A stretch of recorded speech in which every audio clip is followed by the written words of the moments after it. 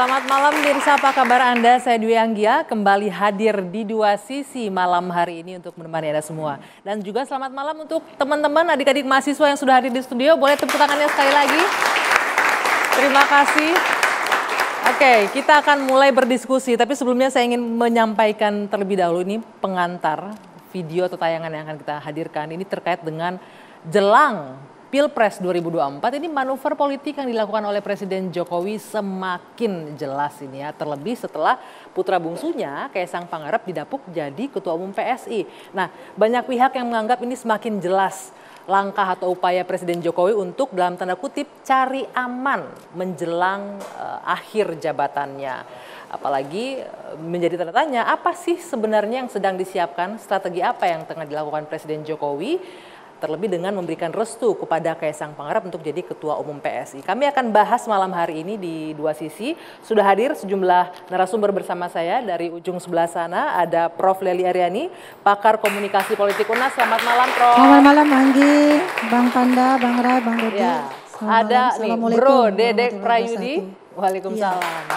Selamat malam, terima kasih sudah diundang, Bang Anggi. Ya, dari PSI dan juga ini politisi senior PD Perjuangan, Bang Panda Nababan. Selamat malam. Di sebelah sana ada Bung Ray Rangkuti, pengamat politik. Selamat malam. Malam. Oke, Bapak Ibu, kita akan bahas apa sih sebenarnya yang disiapkan, manuver apa yang sedang dilakukan Presiden Jokowi dengan mendekati Pilpres 2024 ini. Kita akan bahas sesaat lagi.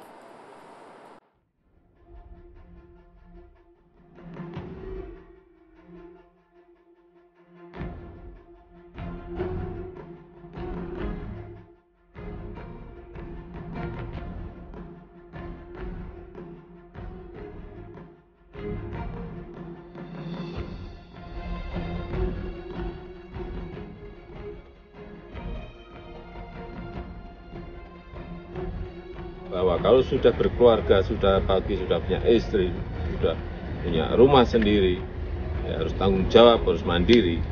Apa yang sudah diputuskan pasti sudah dihitung, baik buruknya dihitung risiko. Ya, minta doa restu orang tua ya, saya restui. Diawali dengan masuknya Kaisang ke PSI, bahwa bisa jadi Jokowi juga ke depan akan loncat pangkat, akan loncat partai. Bahwa Jokowi ingin punya backup, ingin punya benteng, ya, ingin punya pengaman ketika sudah tidak menjabat lagi sebagai presiden, maka membutuhkan kekuatan. Kekuatan itu dukungan dari partai.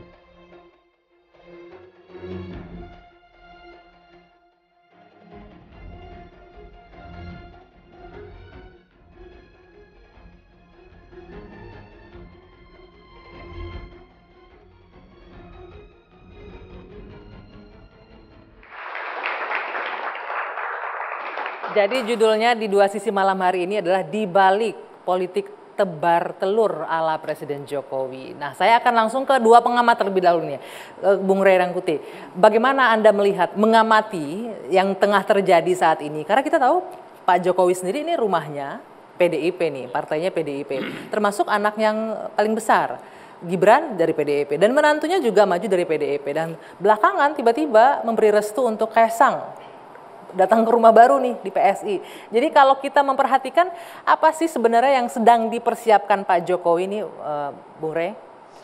Pertama mungkin harus kita perjelas dulu. Ini Pak Jokowi sedang melakukan konsolidasi atau sedang yang terjadi sebetulnya kompetisi gitu. Kompetisi? Antar keluarga. Oke. Di dalam keluarganya terjadi kompetisi juga gitu loh kira-kira tuh. Bisa mungkin seperti itu kalau kita bicara politik berarti sangat ya? mungkin. Oke. Ya, Gibran dengan Kaisang bisa saja kompetisi. Ada juga menantu di sebelah sana kan gitu. Nah, ini perlu kita petakan supaya kita mengerti kemana aliran ini gitu. Oke, cuman benar nih, kalau Anda lihat ini lebih ke konsolidasi atau ke kompetisi? Kayaknya saya sih nggak yakin kalau bentuk kompetisi ya, lebih ke konsolidasi barangkali. Saya justru melihatnya kalau ini konsolidasi, dalam bacaan saya ini agak keliru gitu. Kenapa? Karena pertama, begitu beliau Kaisang didorong masuk ke PSI, itu taruhlah misalnya PSI dapat 4-5%, taruh gitu. Apa cukup kuat membackup-nya nanti di parlemen? Sementara yang ia kalahkan itu adalah partai politiknya sendiri yang punya potensi adalah partai terbesar di DPR gitu. Anda mau mengatakan itu konsolidasi ya jelas enggak kan? Lebih ke bunuh diri kalau begitu Iya, ya. maksud Nggak saya mungkin gitu. berarti. Karena Oke. bagaimanapun akan ada luka kan. Nanti Bang Panda lah bisa menjelaskan itu. Karena suasana yang terbangun saat ini kan seperti head to head gitu. Nah itu akan menimbulkan luka. Head to head dengan siapa nih kalau kita Ya lihat misalnya tadi, misalnya kalau terlihat lebih menomorsatukan Kaisang dibandingkan partainya sendiri, misalnya begitulah ya. Itu kan akan ada luka di partai lamanya. Oke, jadi ini Gitu. boleh bisa disebut ini sebagai bentuk konfrontatif Ya, iya Jokowi dong. dengan Saya PDIP. kira kalau kita lihat beberapa kali ya, misalnya reaksi PDI Perjuangan yang terlihat sekarang ini nggak terlalu katakanlah misalnya mengidentifikasi dirinya bagian dari Pak Jokowi, itu menandakan memang mereka juga sedang berpikir ya menurut saya PDI-nya apakah harus terus-menerus tergantung pada apa namanya itu ya wibawa Pak Jokowi atau tidak gitu. Oke, nah Pada saat yang bersamaan ketika Pak Prabowo terus-menerus mengidentifikasi dirinya dan mengasosiasikan dirinya dengan Pak Jokowi, ternyata mulai stagnan, elektabilitasnya di angka 30-35%. Artinya kemampuan daya pikat Pak Jokowi ke Pak Prabowo itu berhentinya kayaknya di angka 35% gitu.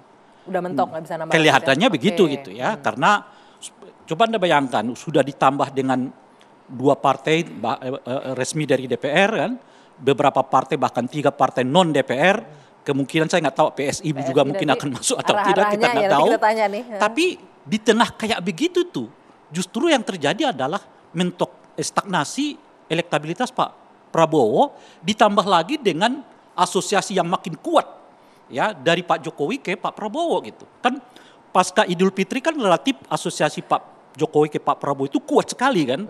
Tapi kelihatan sekarang 1 bulan ini setidaknya Nggak memberikan agak efek elektoral Enggak, apapun. ada kayaknya. elektoral Ada, naik, tapi nggak tapi maksimal. sekarang 1 Oke. bulan ini relatif agak Oke. mentok gitu. Sebelum saya ke Pak Panda. Jadi oke. ada potensi justru mungkin ya pada kelompok lain atau calon yang lain yang dapat meraup suara.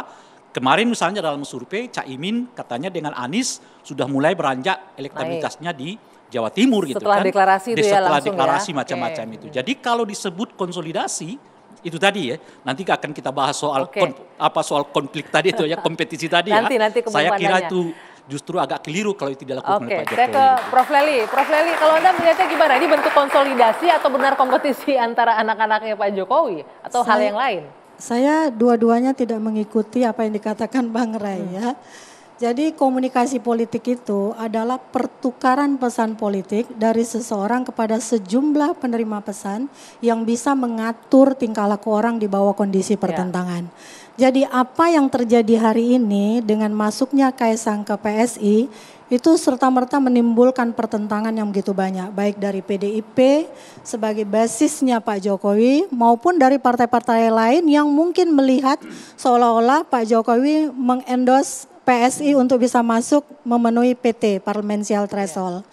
Intinya dalam komunikasi politik itu kan tentang influence dan influencer.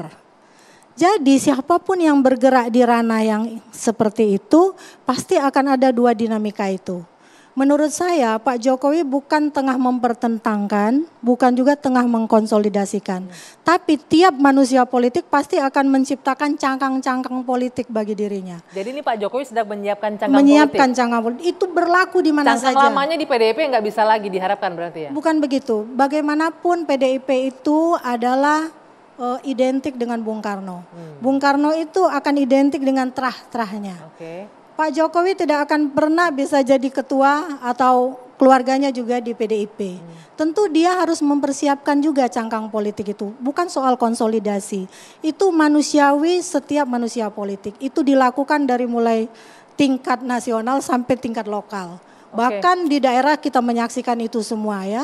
Orang-orang yang kita tidak pernah tahu tiba-tiba anaknya, cucunya bahkan sudah menjadi ketua partai tertentu. Padahal entah kapan dia masuk partai itu. Artinya sudah didahului dulu di daerah ini yang terjadi. Nah dinamika bagaimana orang-orang mempersiapkan cangkang politik tentu dalam posisi bagaimana dia membangun terah politiknya bukan dinasti. Kalau dinasti itu kan bisa langsung terjadi karena dia adalah penguasa. Maka anaknya, cucunya akan langsung jadi penguasa. Nah menurut saya lagi Pak Jokowi juga tidak mungkin akan sekejam itu terhadap PDIP. berapa tahun Bang Panda disiapkan karpet merah oleh PDIP.